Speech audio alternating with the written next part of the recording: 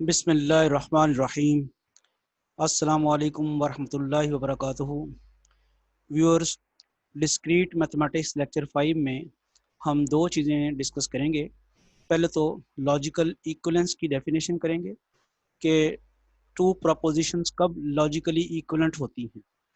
फिर इसको समझाने के लिए एक क्वेश्चन करेंगे जो कि पंजाब यूनिवर्सिटी सेकंड सेमेस्टर 2017 में आया हुआ है पेपर में, और इसको हम सॉल्व कर लेंगे ताकि लॉजिकल इक्विवेलेंस का कॉन्सेप्ट जो है वो ज़रा क्लियर हो जाए। Discrete mathematics book to follow as you know. और ये जो लेक्चर है ये हमारे पास BS mathematics, BS IT, BS computer science, PPSC lecturer mathematics, FPSC lecturer mathematics, PPSC mathematics, CSS mathematics, इनके लिए ये लेक्चर यूज़फुल होगा। और मैंने यहाँ पे एक चीज़ शायद मेंशन नहीं की है, computer science lecturer computer science जो है या लेक्चरर IT के जो लिए पब्लिक सर्विस का एग्ज़ाम होता है उसमें भी डिस्क्रीट मैथ के क्वेश्चंस पूछे जा सकते हैं, तो ये उनके लिए लेक्चर भी यूज़फुल होगा। Okay, let's define equal logically equivalent propositions. Compound propositions that have the same truth values in all possible cases are called logically equivalent. यानी अगर एक प्रपोजिशन और दूसरी प्रपोजिशन दी जाए और ये कंपाउंड प्रपोजिशन, पहली कंपाउंड प्रपोजिशन अगर आपको याद हो क्या थी कंपाउंड प्रपोजिशन की डेफिनेशन, ऐसी प्रपोजिशन जो दो या दो से ज़्यादा प्रपोजिशन से मिलकर बनती है। एक कंपाउंड प्रपोजिशन आपने ले ली, दूसरी कंपाउंड प्रपोजिशन ले ली, और अगर उनकी ट्रुथ वैल्यू सेम है, यानी अगर पहली कंपाउंड प्रपोजिशन की ट्रुथ वैल्यू फॉल्स है तो दूसरी की भी फॉल्स होनी चाहिए, पहली की ट्रू है तो दूसरी की भी ट्रू होनी चाहिए। तो ऐसी प्रपोजिशंस को हम कहते हैं लॉजिकली इक्विवेलेंट प्रपोजिशंस।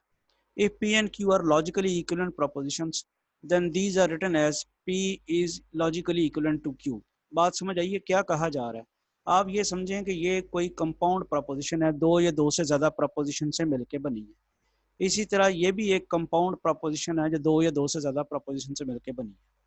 अब इनमें खासियत ये है कि जो ट्रुथ वैल्यू जो है पहली इसकी होगी वही ट्रुथ वैल्यू इसकी होगी, यानी अगर ये फॉल्स है तो ये भी फॉल्स हो, और अगर ये ट्रू है तो ये भी ट्रू हो। उस सूरत में हम इन प्रपोजिशंस को कहते हैं कि ये लॉजिकली इक्विवेलेंट प्रपोजिशंस हैं। लॉजिकली इक्विवेलेंट प्रपोजिशंस कौन सी होती हैं? जिनकी ट्रुथ वैल्यू हमेशा सेम रहे। चलें जी, अब जरा इसको प्रूव करते हैं। इक्विवेलेंट लॉजिकली इक्विवेलेंट प्रोपोजिशन साबित करने के लिए एक तरीका तो ये है ट्रुथ टेबल यूज़ करते हैं, और एक जो है वो लॉजिकल लॉज जो है वो यूज़ करते हैं। जो क्वेश्चन आया हुआ है हमारा ट्रुथ टेबल वाला तो बड़ा आसान होता है प्रूव करना, लेकिन ये जो क्वेश्चन आया हुआ है पंजाब यूनिवर्सिटी में सेकंड सेमेस्टर 2017 में, वो उसने क्लियर कट यहाँ पे मेंशन कर दिया है यूजिंग लॉज ऑफ लॉजिक।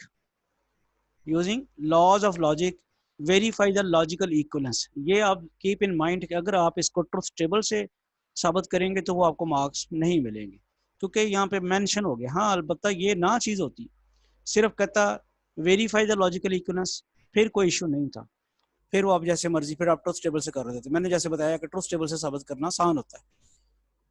तो लॉजिकल इक्विवेलेंस क्या साबित करनी है? Negation of negation P and Q and P और Q is logically equivalent to P। ये वो कह रहा है कि आपने लॉजिकल इक्विवेलेंस ये साबित करनी है। यहाँ आपको उसने रिस्ट्रिक्शन लगा दी है कि आपने लॉज ऑफ लॉजिक यूज करने हैं। अगर ये रिस्ट्रिक्शन ना लगाई होती तो मैं सबसे पहले ट्रुथ टेबल इसका बनाता।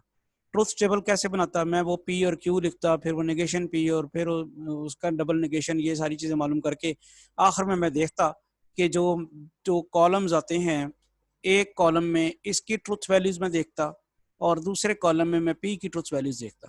तो अगर दोनों की ट्रुथ वैल्यू सेम आ जाती तो मैं कहता ये लॉजिकली इक्विवेलेंट है। वो थोड़ा सा लंबा भी है।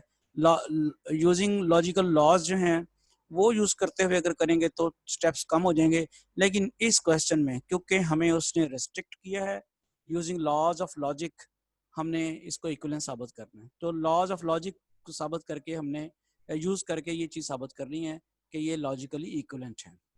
Okay, let's see how we start. ये मैंने वो जो लेफ्ट हैंड साइड है, जरी बात है उसी से स्टार्ट करेंगे, राइट हैंड साइड से अब स्टार्ट करके यहाँ तक पहुँचना मुश्किल हो जाएगा। तो ये आपके लेफ्ट हैंड साइड में चूंकि ज़्यादा चीज़ें हैं तो ज़्यादा चीज़ें से कम चीज़ की तरफ स्टार्ट आना ज़रा आसान होता है। ये हमारे पास है निगेशन। अब पहले तो ये गौर करें कि यहाँ पे एक निगेशन यूज़ हो रही है किसकी, निगेशन पी एंड क्यू के पीछे लगी हुई है निगेशन। ये बात फॉलो कर रहे हैं, इसके पीछे ये लगी हुई है निगेशन। अब आपने ये सोचना है कि ये इसको खोलना है तो कैसे खुलेगी, कौन सा लॉ यूज करेंगे तो ये खुलेगी। उसके लिए आप जो है डिमॉर्गन लॉ यूज करेंगे। अब मैं थोड़ा सा डिमॉर्गन लॉ आपको बता दूं कि डिमॉर्गन लॉ होता क्या है।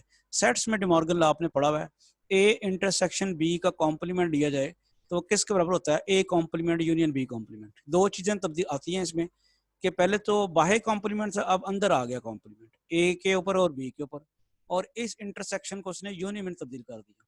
दूसरा लॉ यहाँ यूज नहीं होना, क्योंकि ये वाला यूज होना, मैं इसलिए यही लिख रहा हूँ डिमॉर्गन लॉ। एक दूसरा लॉ भी है डिमॉर्गन लॉ जिसमें ए यूनियन बी कॉम्प्लीमेंट आता है, A complement intersection B complement, वो अभी यहाँ यूज नहीं होना। मैं रिपीट करूँ कि मुझे लगा कि मैंने इसको खोलना है, negation of negation P and Q. तो कैसे खोलना है वो, उसके लिए मैंने जैसे आपको बताया कि डिमॉर्गन लॉ लगाना पड़ेगा। डिमॉर्गन लॉ से ये खुलेगा। डिमॉर्गन लॉ क्या कहता है कि ये ए इंटरसेक्शन बी का कॉम्प्लीमेंट जो है that is equal to A complement intersection B complement. अच्छा जी, जैसे ये चीज़ें आ गई, अब इस सेट्स में इसको प्रपोजिशन में कैसे कन्वर्ट करते हैं।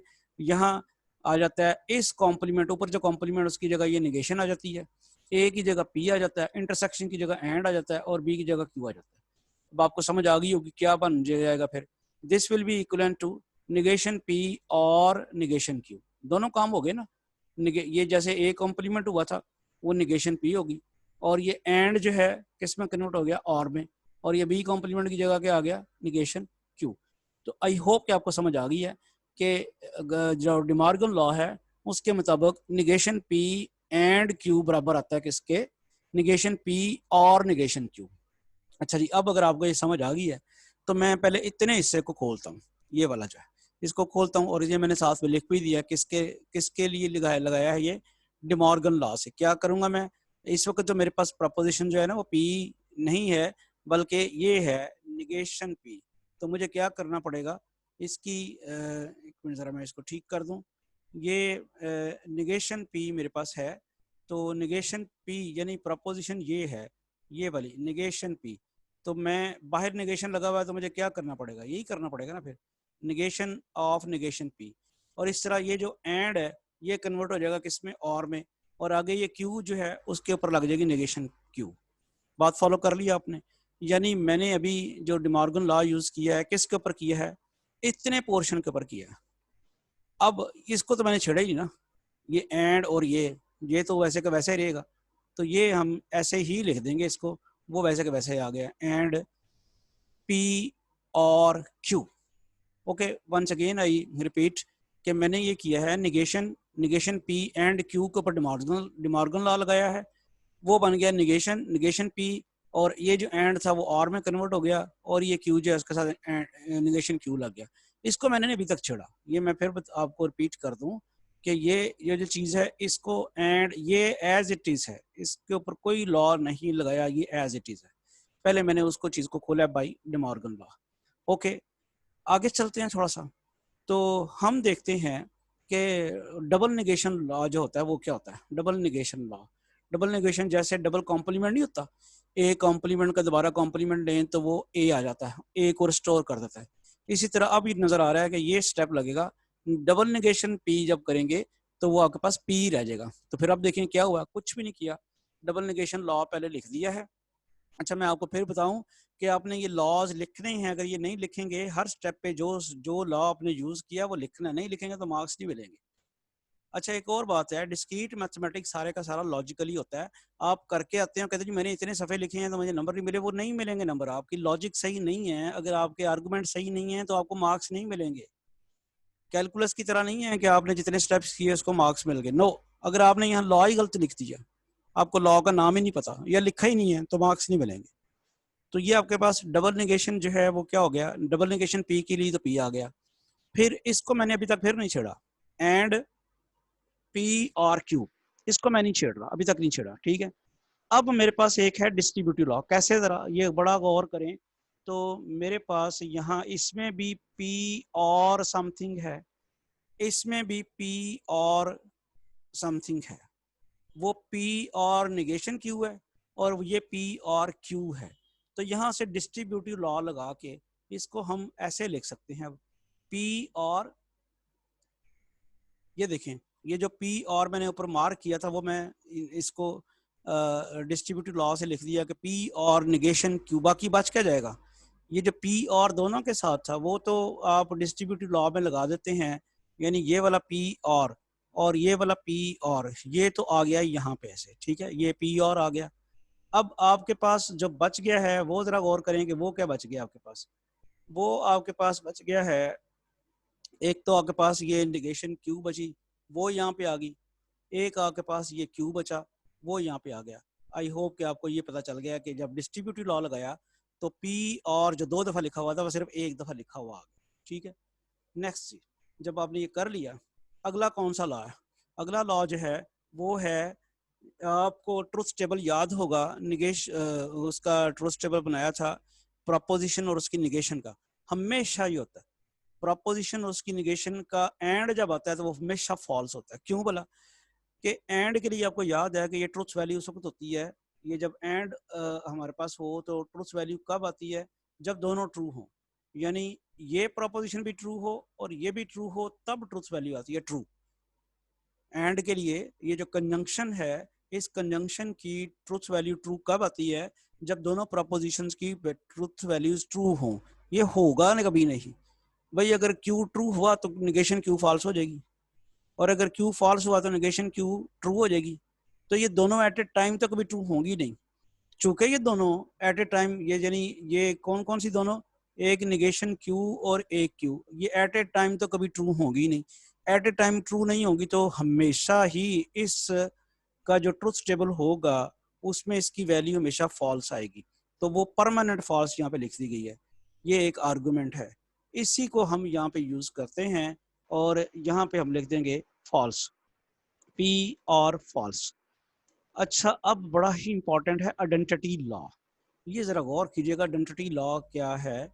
वो ये कहता है कि आप गौर करें ना यहाँ पे कि आइडेंटिटी लॉ में आपके पास सबसे पहली जो बात होती है वो ये है कि ये आइडेंटिटी लॉ यूज कर आप कर रहे हैं, ये प्रोपोजिशन P है और ये उसकी ट्रुथ वैल्यू जो है वो फॉल्स ऊपर से आई है, यहाँ से आई है वो ट्रुथ वैल्यू, ये इसकी ट्रुथ वैल्यू ये यहाँ से आई है जो हमने डिस्कशन की है यहाँ से, ठीक है।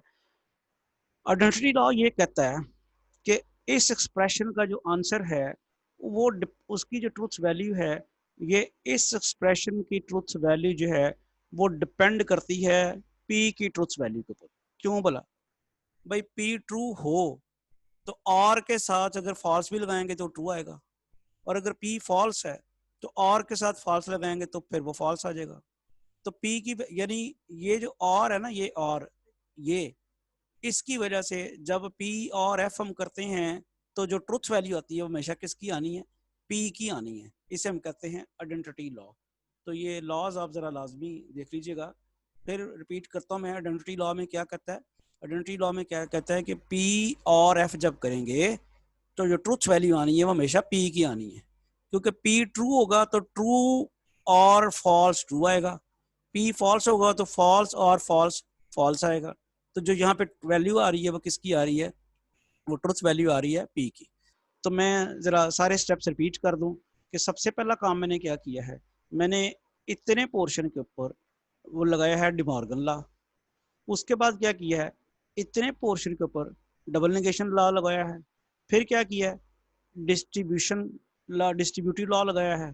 फिर क्या किया है, इतने पोर्शन के ऊपर वो लगाया है प्रॉपर्टी जो निगेशन P एंड Q बराबर होती है फॉल्स, और उसके बाद फाइनली ये हमारे पास आ गई है ट्रुथ वैल्यू P।